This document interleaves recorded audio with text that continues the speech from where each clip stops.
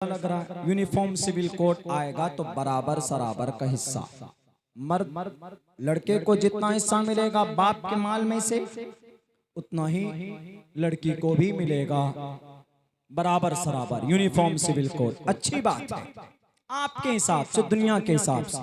लेकिन पता है इस्लाम ने, शरीयत ने औरत को एक ही हिस्सा क्यों दिया है, मर्द को दो हिस्सा क्यों दिया है? इसकी हिकमत क्या है, राज क्या है? अगर नाइंसाफी है तो क्यों?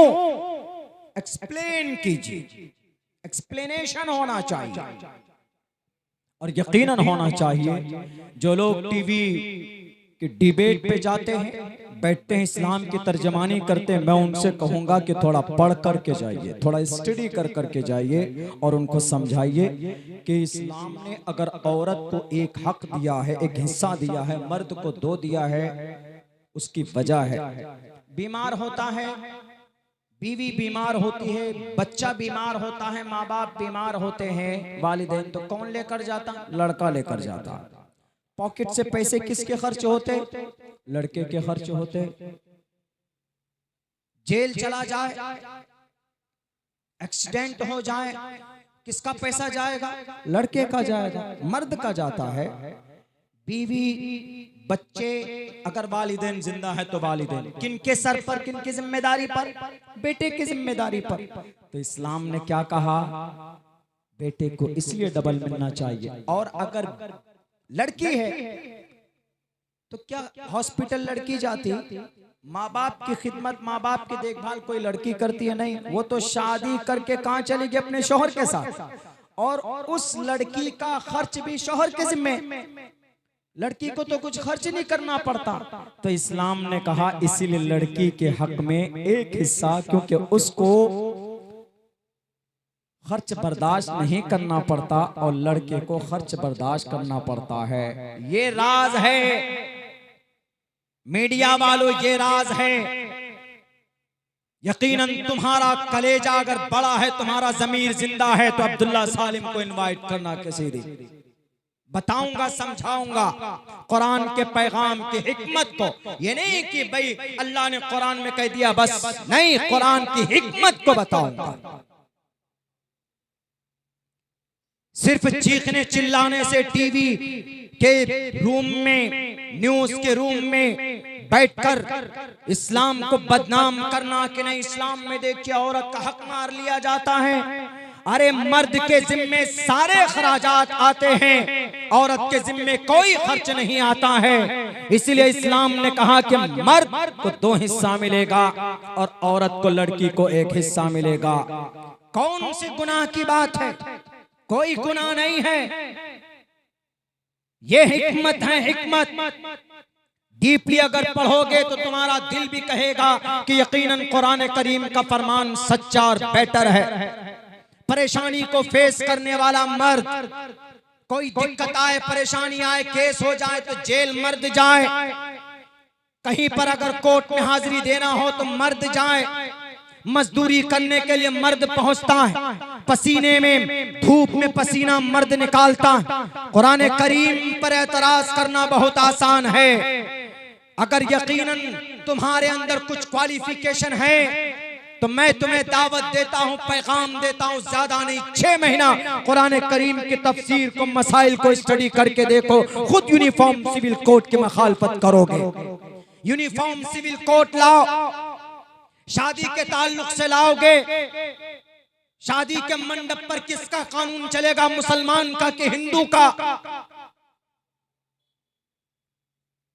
आदमी अगर धर्म कोई परिवर्तन करेगा तो कौन सा मंत्र पढ़ेगा?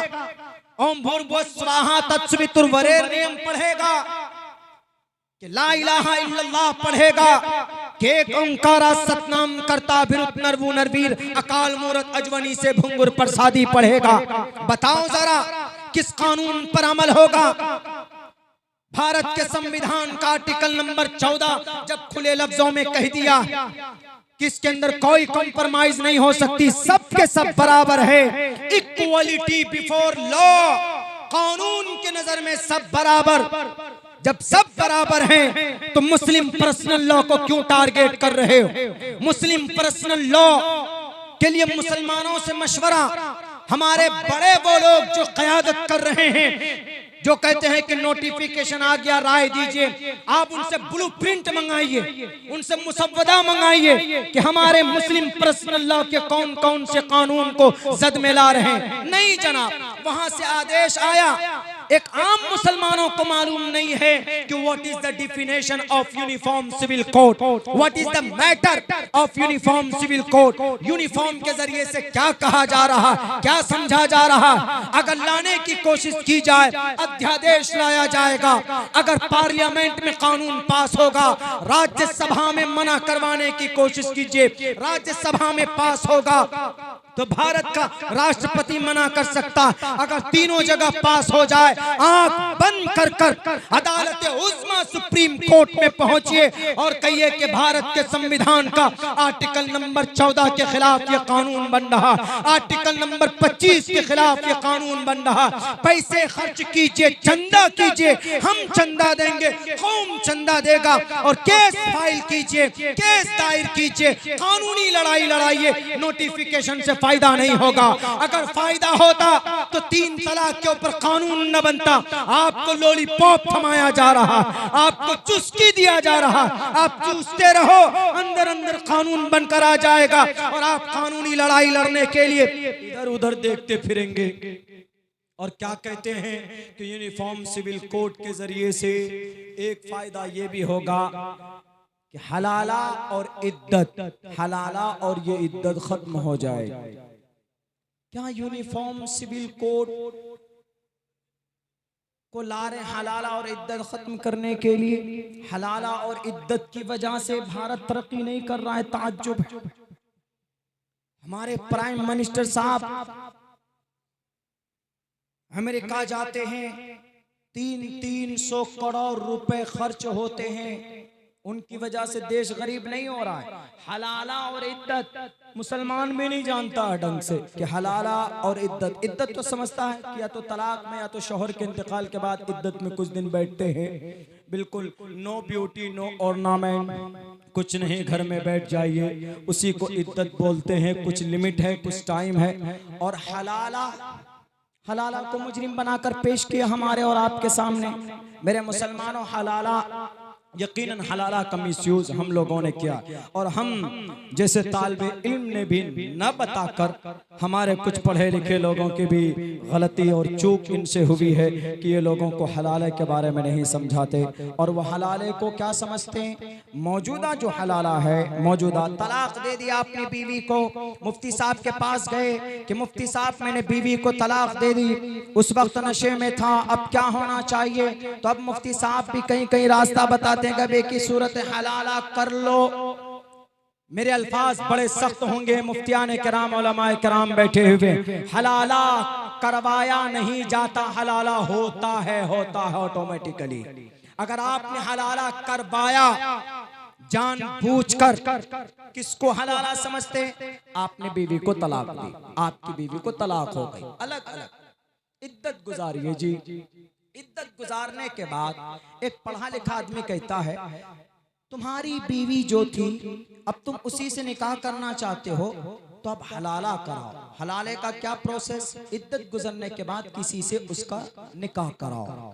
निकाह के बाद वो औरत अपने नए शौहर के साथ, जिसके साथ निकाह हुआ, उसके साथ वो वक्त बिताए, उनके साथ बिस्तर पे जाए, खलबत होनी चाहिए।